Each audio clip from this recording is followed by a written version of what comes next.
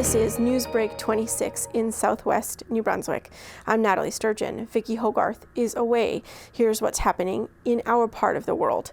The Rollingdam Fire Department has met with two provincial ministers to address concerns about a fire truck that is too big to fit in the firehouse. Fire Chief Ivan Nodden met with local government minister Aaron Kennedy and public safety minister Robert Gauvin to find a solution toward allowing the fire truck to fit inside the building. Right now, the truck that we have it's got to be moved over to the other bay, and the new truck, which is longer and bigger, has to go in the bay we're standing in because it is a bigger truck, and the other bay was never designed for the truck the size it is.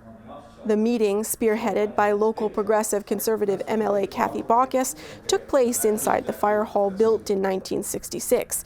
Firefighters also discussed the challenges of rural dirt roads, narrow driveways, and the lack of cell service, which included inside the fire building.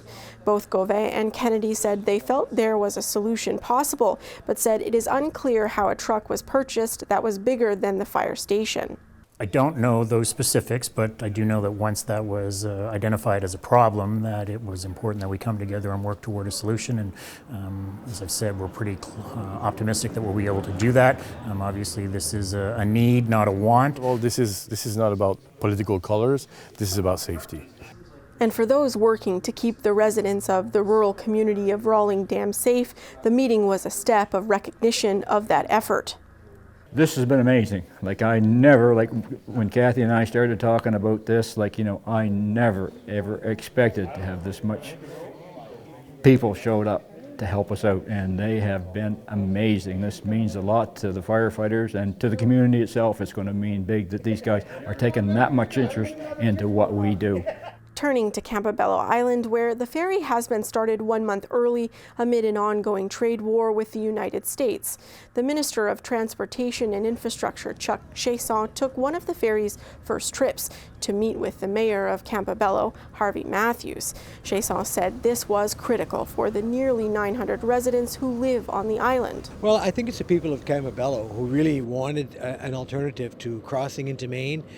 Crossing the border basically 4 times to get to mainland New Brunswick, it was getting to be a little arduous and worrisome for them. So I think it was just the need was there, and we wanted to fill that need. Typically from September to June, the ferry does not operate, and those living on the island are forced to use a bridge to Lubec, Maine, and travel through the United States to get back into Canada. It is the only island in New Brunswick without a year-round ferry. With tensions rising, both the mayor and residents pushed for an early start.